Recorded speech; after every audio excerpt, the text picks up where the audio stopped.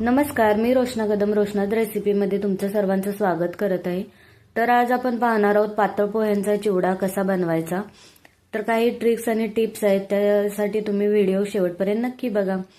तर इथे मी पातळ पोह्याचा चिवडा बनवण्यासाठी प्रथम पातळ पोहे घेतलेले आहेत। इथे मी 1 किलो पातळ पोहे घेतलेले आहेत। तर ते छान उन्हामध्ये आपल्याला 2 दिवस वाळवून घ्यायचे आहेत। पोहे छान वाळवले तर कुरकुरीत होतात। कुरकुरीत पोहे असतील तरच आपला चिवडा छान कुरकुरीत राहतो। पोहे आपल्याला चाळणीच्या साहाय्याने चाळून घ्यायचे आहेत। त्यानंतर आपण कढईमध्ये पोहे हलक्या फ्लेमवरती आपल्याला भाजून घ्यायचे आहेत। खूप जास्त भाजायचे नाहीत, नाहीतर पोहे आकसून येतात। तर ऊन नसेल तर त्यावेळी तुम्ही थोडंसं पोहे भाजताना तेलामध्ये हळद टाकून 2-2 चमचे तेच तेल पोह्यावरती टाकून तुम्ही पोहे छान भाजू शकता। अशा पद्धतीने पोहे आकसती नाहीत आणि कुरकुरीतही होतात। तर अशा पोहे छान भाजून झाल्यानंतर त्याच कढईमध्ये आपण 200 ग्रॅम तेल टाकलेलं आहे। त्याच्यामध्ये 100 ग्रॅम आपल्याला शेंगदाणे छान तळून घ्यायचे आहेत, करपू द्यायचे नाहीये। त्यानंतर आपण इथे 50 ग्रॅम खोबऱ्याचे काप घेतलेले आहेत।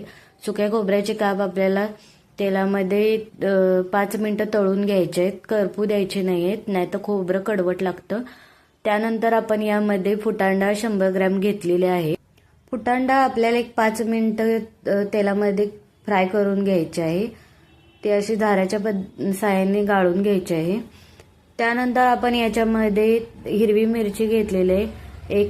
50 ग्रॅम आपल्याला हिरवी मिरची बारीक तुकडे करून ती छान तेलामध्ये तळून घ्यायची आहे।